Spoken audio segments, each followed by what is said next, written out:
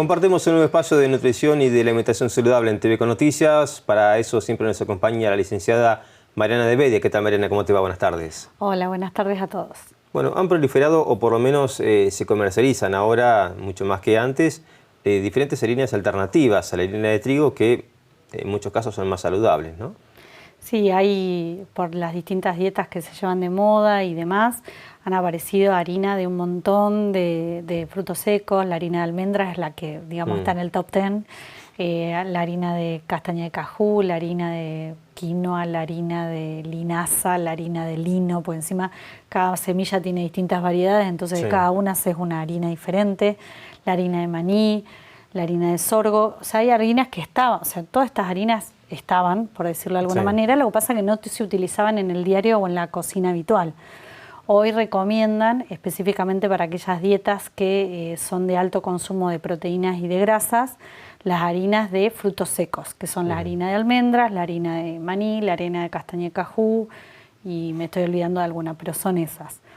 Principalmente son caras, vamos a decir, no son fáciles de manipular en la cocina. Quienes están habituados a cocinar quizás le encuentran la mano, pero quienes cocinan por primera vez y se quieren hacer, por ejemplo, un pan de harina de almendras, en general las primeras experiencias no sale bien, son frustrantes, vamos a decirlo así, porque en general son, provienen de un producto que es alto en proteína y en grasa. La harina de trigo, el pan que nosotros comemos a diario, el trigo tiene hidratos de carbono y proteínas también.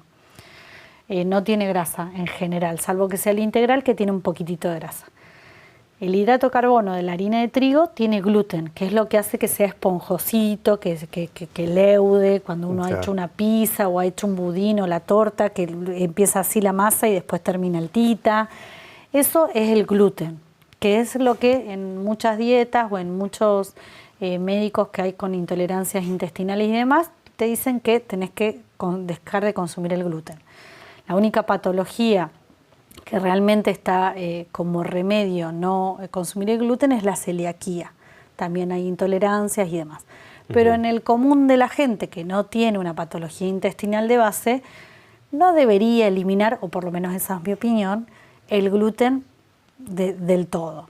Pero quienes lo están haciendo porque empiezan a eliminar, porque me levanto inflamado, porque me cae mal o por un montón de aspectos, toma la decisión de tomar, empieza a utilizar estas otras harinas. En principio son dos productos distintos, porque uno me da hidrato de carbono y proteína y el otro proteínas y grasas. Este tipo de harina, si yo consumo, por ejemplo, a la mañana un pan de harina de almendras, después al mediodía como otra proteína con grasa, porque son dietas que pueden comer solo en general proteínas y grasas, a la tarde de nuevo y a la noche de nuevo, y no hice actividad física, son dietas que a la larga van a tener dificultades en médicas. No es que la dieta te provoca un problema médico, sino que específicamente este tipo de dieta requiere un gasto calórico, requiere que vos vayas al gimnasio. Son las que llamamos dentro de lo que es la nutrición las dietas fitness, que son para personas... ¿Esa es la dieta keto? Es una de las dietas keto, antes se llamaba no me va a salir, la paleontológica, antes de eso la cetogénica, y tuvo varios nombres a través de la historia. Entonces, si yo voy a consumir estas harinas, que hay un montón en las dietéticas que tenés góndolas llenas, primero saber qué es lo que yo necesito, qué es lo que quiero reemplazar. También se usan por ahí en algunos pacientes diabéticos, que para mí hay que tener realmente un asesoramiento, porque los diabéticos mal controlados, o sea, que no tienen su diabetes con los límites de azúcar normales, si no los tienen elevados, elevar la cantidad de grasa trae problemas a la larga en hígado y trae problemas a la larga en riñón, el exceso de proteína. Y son pacientes que se predisponen a patologías renales, si no están controlados, ¿no es cierto? Siempre teniendo en cuenta eso, porque son dietas que tienen que, lo que comes, metabolizar, que es gastarlo, lisa y llanamente.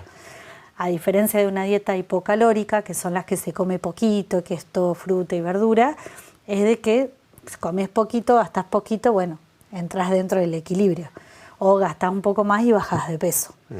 En este caso, si vos comes esa cantidad que es como una bomba nutricional para el cuerpo, y no la podés, o no haces nada para que se metabolice, a la larga vas a tener problemas. La alimentación sin actividad, eso no te sirve. No te sirve. En general, no sirve para nadie, digamos. Sí. Todos deberíamos movernos más en un mundo donde nos lleva a quedarnos más quietos, ¿no? Pero en el caso particular de modificar la alimentación para buscar un objetivo en particular, siempre tener en cuenta cómo yo busco ese objetivo y con qué elementos. Claro. Entonces son viables, hay unas recetas muy lindas, no reemplazan, no es lo mismo el pan nube, que es un omelette, con el pan de trigo, que es otra cosa, porque el omelette es huevo batido con queso crema. Eso es el pan nube. No es pan, es un omelette. Estás comiendo huevo. Está bien, es válido, lo puedes comer en un desayuno, te puede servir para un sanguchito, pero es proteína y es grasa. Entonces yo tengo que tener en cuenta qué voy a hacer con eso. Si me voy a sentar en la oficina y estar con la computadora o estoy todo el día con el teléfono, bueno, quizás no me funcione ese tipo de alimentación. Estás incorporando y después no lo metabolizas, como decía. Correcto. O sea, el objetivo es fundamental, ¿no? Si voy a Siempre. ingerir este tipo de harinas, una dieta basada en tal cosa, bueno, hay que... Es que nosotros lo hacemos con otras cosas. Claro, en lo profesional uno hace algo en función a. En la salud nosotros comemos, hay ahora también talleres que lo podemos hablar para la próxima, lo que llaman alimentación consciente. Es ser consciente de lo que vos, realmente es tu nafta, lo que vos comés para qué es lo que haces. Somos automáticos. Mamá me enseñó que yo desayuno con 2 tostadas y esto y sigo y tengo 2 o 3 recetas que hago y voy. No es, en general, no es la prioridad. No está dentro de las prioridades. Sí. Y bueno, eso es un poco, trajo sus consecuencias a la larga, ¿no es cierto? Debería ser un poquito más prioritario el saber cómo estoy comiendo. De hecho, en general lo hacemos mucho con los hijos hasta la adolescencia y después los largamos solos y que se arregle. Que sea lo que Dios quiera. Pero en el sentido de que nos preocupamos mucho, pasa mucho en la consulta, de que mi hijo no come, mi hijo come, y los adultos hacen todo mal, por decirlo de alguna manera, entonces es como complejo. No son un buen espejo. No es un buen espejo y tampoco es válido que yo cuide solo mi niñez. Si yo tengo una vida adulta en la cual tengo que sentirme saludable y conforme y estar bien, ¿no? O sea, no solo hablando del peso, de lo estético, sino sentirme bien. O sea, cuando hago una actividad, hacerla con placer y sentirme que lo puedo hacer sin dificultades. Creo que eso es lo principal. Mariana, como siempre, muchas gracias. A ustedes. Compartimos un nuevo espacio de nutrición y de alimentación saludable. Ahora es momento de seguir con más información en TV con Noticias.